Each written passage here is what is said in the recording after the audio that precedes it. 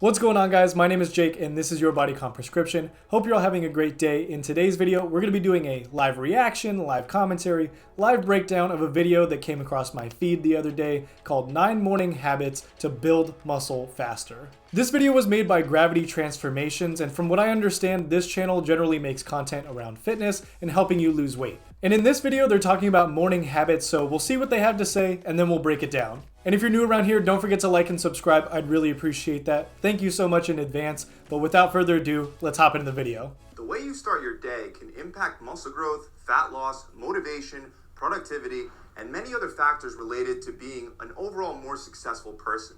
Wow, that's a bold claim. Making your bed in the morning can help fuel you to get more complex tasks done throughout the rest of the day. Well, there are also certain morning habits that could either help or hurt your ability to build more muscle and develop a more attractive physique. And one of the best morning habits, if you're serious about building muscle, is to have a big breakfast. Even though you don't necessarily need to eat breakfast Starting to off build strong, muscle, it's a good idea to start your morning with a meal if you want to maximize muscle growth. This is because the main dietary requirement for building muscle is to be in a calorie surplus. And if you want to bulk up... Okay, so let me switch. Okay, so I wanted to pause the video right here real quick because that is not true, like one bit. Muscle building is not dependent on a calorie surplus. A lot of people tend to think this. A calorie surplus is generally what you want to be in if you want to build muscle. That's just because it makes it easier when you have a surplus in energy. But building muscle isn't directly related to your calorie intake. Muscle building is actually a signaling process, which is why you can see when some people are actually trying to lose weight, they can actually build muscle while they're in their calorie deficit also. And this is because your body builds muscle to adapt to your workload, aka your training. So if you're training hard, progressively overloading in the gym, and eating enough protein, that's all you need to build some muscle. Without adding too much body fat in the process, you're going to mostly be eating natural foods that are very filling per calorie contained. So the more you space out your meals, the more time you'll have to digest the large amount of calories you're required to take in on a daily basis to grow. Of course, many people make the mistake of using mass gainers and supplements to increase their calorie count to meet their daily surplus requirements. I don't really think this is much of a problem. Not only does this lead to fat gain due to the sugar content of these mass gainer supplements, but there's also evidence that unprocessed foods lead to better results than processed ones. This is why you may have heard that you should try to eat whole meals over supplements whenever possible. With protein, for example, we have research that shows that whole milk stimulates more protein synthesis than skim milk, even when the whole milk contains less protein than the skim milk. This is most likely due to the food processing because we have other studies that found that even after adding milk fat to casein, which is a milk-based protein source, it didn't end up increasing muscle protein synthesis. Aside from processing, we also don't know what we don't know. So chances are high we haven't discovered every vital vitamin, mineral, and chemical found in real food and how those substances impact muscle growth. So point is, start your day with a big breakfast made up of whole real foods to help you add a bunch of calories to your daily total early on while still giving you time to digest everything before your next meal. Another habit that can be very beneficial for certain people is to get your workout done soon after you wake up. Even though research shows that you'll most likely be able to lift more weight and feel stronger with late afternoon and evening workouts, you're not going to make any progress at all if you're skipping your afternoon or evening workouts. So if you struggle getting to the gym after work or you have a busy schedule that typically leaves you exhausted, then make sure that you get your workout done first thing in the morning. Completing your workout first thing in the morning is the solution if you find yourself making excuses later in the day because it guarantees that you actually get it done, which is...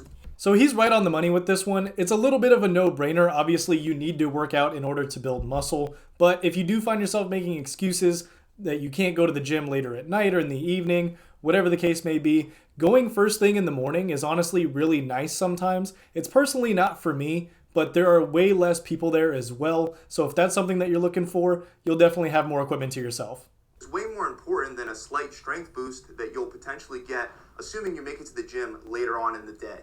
This goes hand in hand with another thing you may want to do first thing in the morning, which is to drink coffee. Of course, coffee isn't required, but it could benefit muscle growth, especially if you train in the morning. Research shows that a dose of around 250 milligrams of caffeine in the morning raises neuromuscular readiness to perform close to afternoon levels. Caffeine also increases your performance and motivation to train. So if you train in the morning, consider drinking a coffee or maybe a pre-workout supplement with caffeine beforehand. Another thing that can boost your energy and provide motivation in the morning is taking a cold shower. Now, taking a cold shower isn't going to make your muscles grow on its own, but taking a cold shower will increase your energy levels and your mood while benefiting your mental toughness. Or in other words, your ability to do things that might be uncomfortable or you don't really want to do. Many people experience that if they take a cold shower in the morning, they become more productive throughout the rest of the day because they've already had their first win and got the momentum going, and that can help motivate you to actually do your workout. Morning showers, in my opinion, are just a mental toughness thing. If that's how you feel, if you take cold showers, great, but I wouldn't expect this to do anything fantastic for you, though.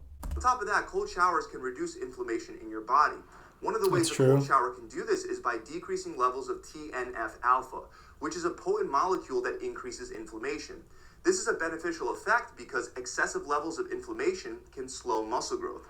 So go ahead and take a cold shower in the morning, especially if it'll motivate you to make other good decisions throughout the rest of the day, like eating healthy food and getting to the gym. Another highly beneficial habit for muscle growth is to eat a good amount of protein early on.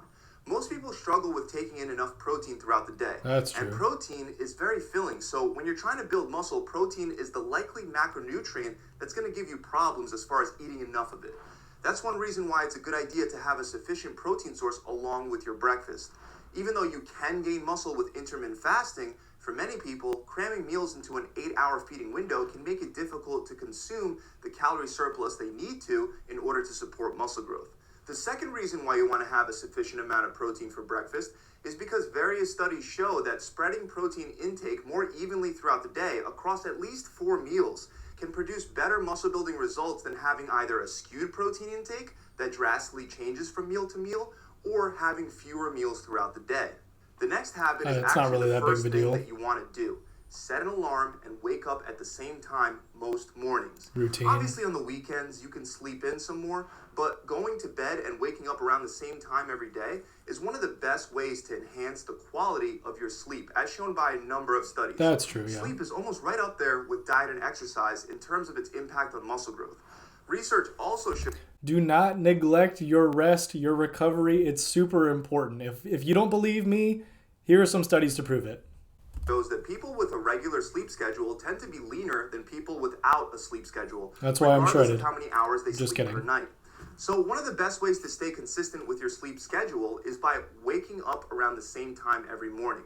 If you're consistent with the time that you wake up every morning, you'll likely also naturally start falling asleep at around the same time every night. Now, if you leave for work or school in the morning, you'll also want to pack a lunch.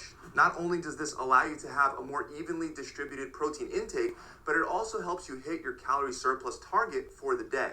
If you don't pack a lunch, you can order something out, but you probably won't know how many calories and macros it contains. That is and true. most of the time there's extra oil or sugar added while protein gets minimized because it's more expensive, and that makes it more difficult to stay lean while gaining muscle. Also, by having your lunch prepared beforehand, you'll be able to get a bite in even if you're busy with work and you don't have the time to go out and order food. Another thing you should do in the morning is get rehydrated. The average person loses about 10 to 14 ounces of water. This is a big one. throughout the This day is for super underrated. respiration, and a large percentage of this loss happens during sleep. The exact amount you lose when you're sleeping is largely determined by whether you sweat at night and whether you breathe through your mouth or your nose, since mouth breathing causes more water loss. Is that Andrew Garfield? Because of this water loss, it's likely that you'll be in at least a slight state of dehydration when you first wake up, which actually impairs muscle growth.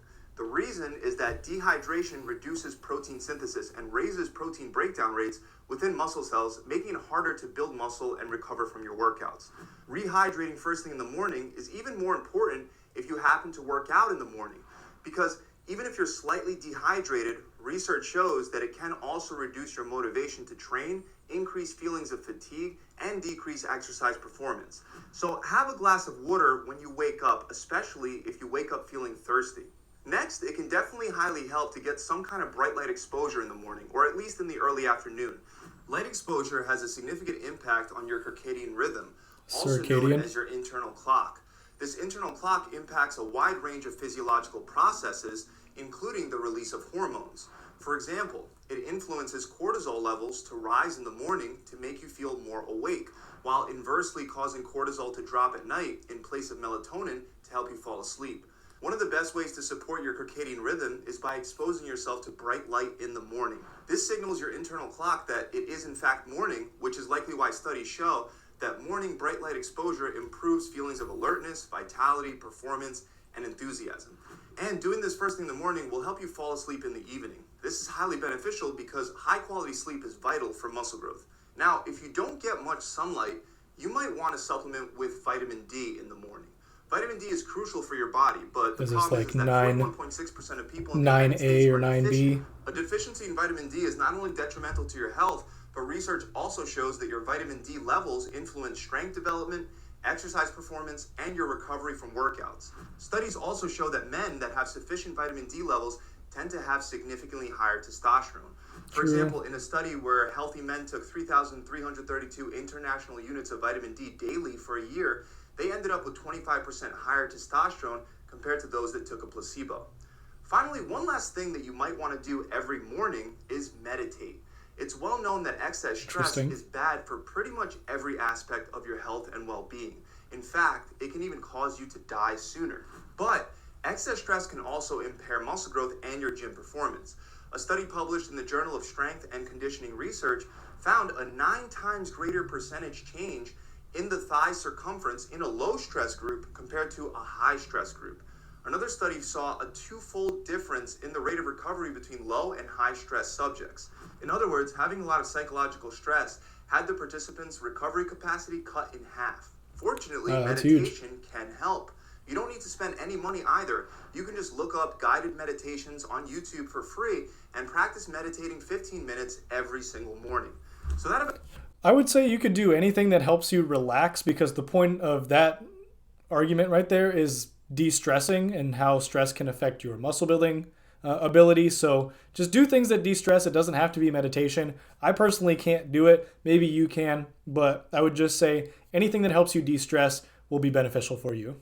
And that just about wraps up their video. Honestly, I didn't think there was anything too insightful, anything too crazy, nothing super groundbreaking. In my opinion, these all seemed like lifestyle habits that could potentially help you build more muscle. And yeah, he definitely included a lot of studies to help support some of his claims, but one thing that you have to consider is if these things don't generally fit your normal lifestyle, then these won't really help you very much, right? The main takeaways in this video, in my opinion, have to do with sleep or recovery, hydration, eating enough protein, and finding ways to de-stress. Muscle building is actually a very simple process, and a lot of people tend to overcomplicate it when it comes to their training, their diet, their habits. But muscle building is actually a very simple process. Like I mentioned earlier, it's a signaling process. So as long as you're consistent in the gym, you're training hard, and you're progressively overloading, consuming enough protein, you'll be building muscle. Muscle building is an easy process, but it's also very slow, so you're gonna have to be patient. And if you're already taking care of those things that I just mentioned, you don't necessarily have to worry about taking cold showers in the morning, drinking a morning cup of coffee, doing meditation, or any of the other things that he said, because if they don't fit in your lifestyle, you're ultimately not gonna do them. And if we're gonna be honest here, I didn't have too many issues with what he was saying, but these did seem like pretty common knowledge things, not anything groundbreaking. You can implement some of these habits if you like, but don't expect any significant results by implementing 1 or 2 of them, because if you're not doing the basics of muscle building, these won't really cover up any of that either. Like I said, this was a lot of common knowledge, but if nothing else, this serves as a pretty good reminder of some of the accessory things that we can do to help aid muscle building, but things that we don't necessarily rely on to build muscle for us. That's going to be it for this video. I hope you guys enjoyed, learned something, found it useful. If you did, don't forget to drop a like and subscribe. Leave me any questions that you have down in the comments, but that's going to be it for this video. I'll catch you guys in the next one. Peace.